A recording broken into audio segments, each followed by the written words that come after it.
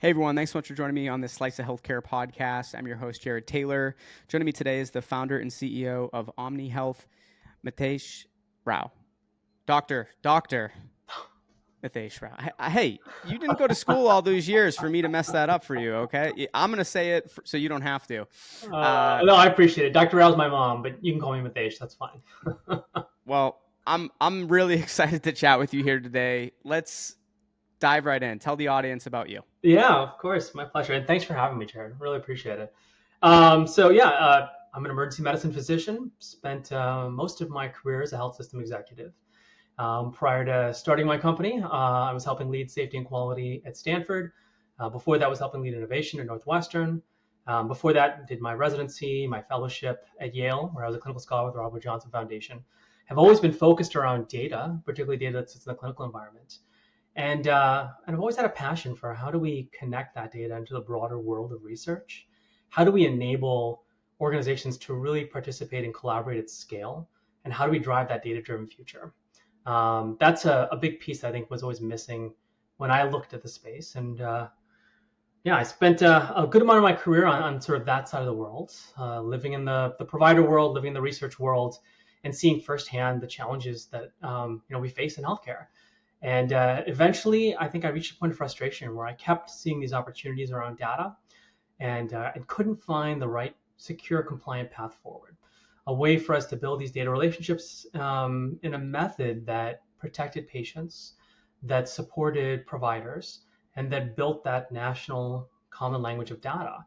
I saw the potential, but I couldn't find the route forward. And so eventually I got frustrated enough that I raised venture capital and started OMNY Health, which now serves as one of the largest national data layers, connecting organizations, patients all over the country, across all 50 states, into the larger world of healthcare research, enabling some of the development of some of the most novel therapeutics, care pathways, safety and efficacy work, everything that's patient-centered and that's transforming where healthcare is going tomorrow. And now, talk me through the importance of data in transforming healthcare. I know that's a big focus for you. Like, talk me through that. Yeah. Well, it's funny, as an industry, we've suffered for years from such siloed data and the inability to really leverage that data in collaboration. And so traditionally, you'd see life sciences side, biotech, you'd see med device companies, you'd see them completely separated out from the larger world of healthcare providers, even though that's where the care happens, right? That's where some of the best insights and data are generated. That's where some of the most cutting edge research could really collaboratively be done. And the challenge was always how do you connect those pieces? And so, traditionally we would look at claims data or we would look at registry data as a way to be able to align those groups. But the truth is that there is a much deeper and more powerful way to do that by just building that data bridge between those organizations. And that can drive so much, everything from the early phase 2 work of developing a novel therapeutic for a rare disease that has never had that level of treatment and support, to building care pathways to improve patient adherence to care and outcomes, to safety and efficacy work, where you can start to really understand things like pharmacovigilance and adverse events, and how do we make the healthcare that we provide safer. And that's something that I'm incredibly passionate about, having spent most of my career in the patient safety space, where traditionally we look at things from a reactive standpoint. A bad event happens, and then we go try to figure out why, rather than predicting that a bad event could happen and we prevent that from happening in the first place, which sounds sort of, a little bit futuresque, kind of like you're trying to find things before they even happen. But the truth is that data and analytics can drive a lot of that. And it does in other industries. And just in healthcare, we've got a bit to catch up, and we're getting there now. But without that language of data, that's the foundation. Now, why do you think that these core challenges existed in the first place for like the democratization of data? Yeah, I mean, it's siloed infrastructure. We used to joke, if you've seen one health system EMR, you've seen one health system EMR. Even the big systems often challenged to communicate within multiple instances of their own software. And so now when you start looking at the larger world of provider organizations all over the country, we cover dozens upon dozens of data sources, systems that still struggle to speak to each other. And even when you can build the connectivity between those systems, the challenge is the data that comes out. It's all in separate, different, unique data models. So you've got a bunch of unique blooming flowers that together don't tell a comprehensive story.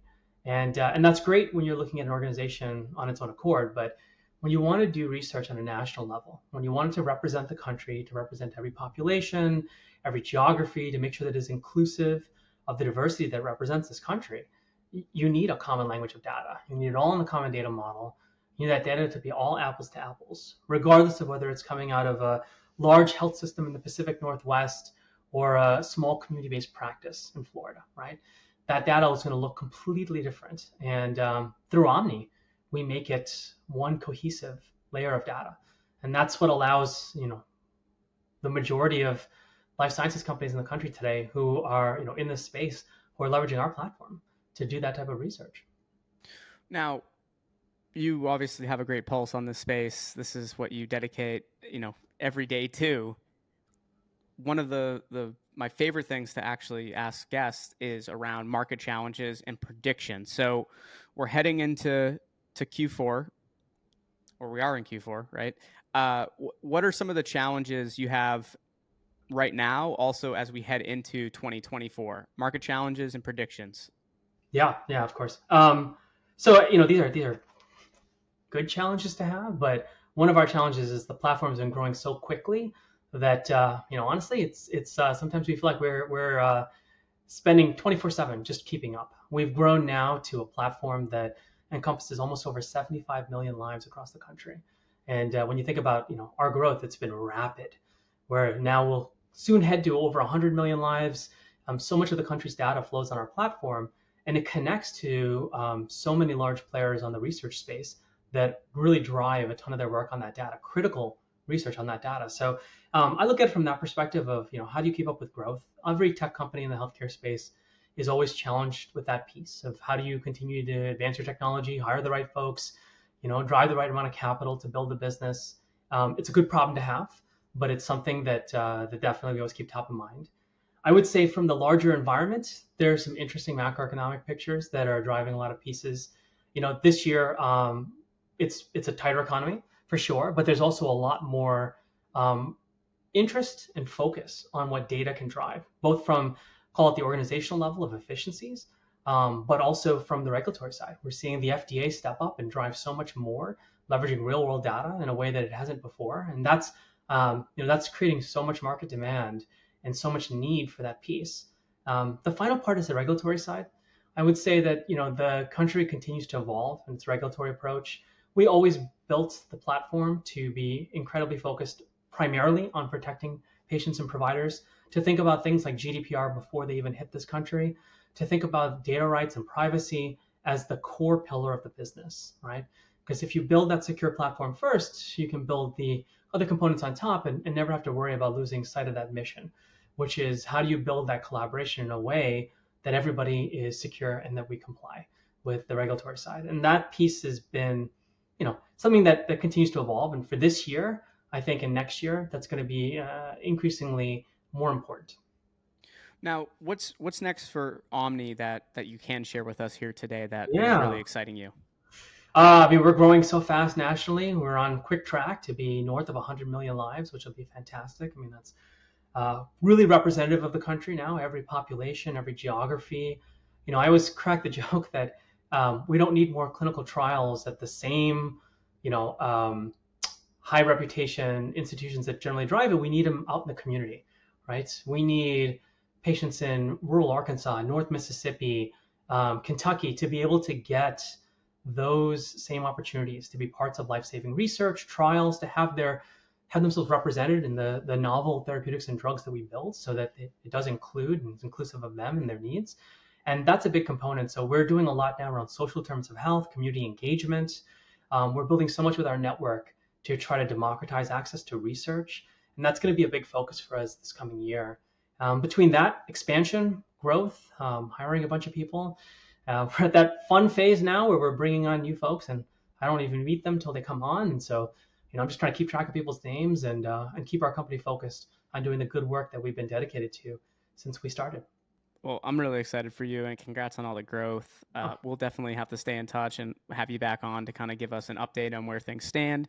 Maybe even get you on a panel with some other folks, and we can dig even deeper to some of the topics that we chatted about here briefly today. That'd be great, Jared. Thanks again. I really appreciate the time today. It's a pleasure talking with you.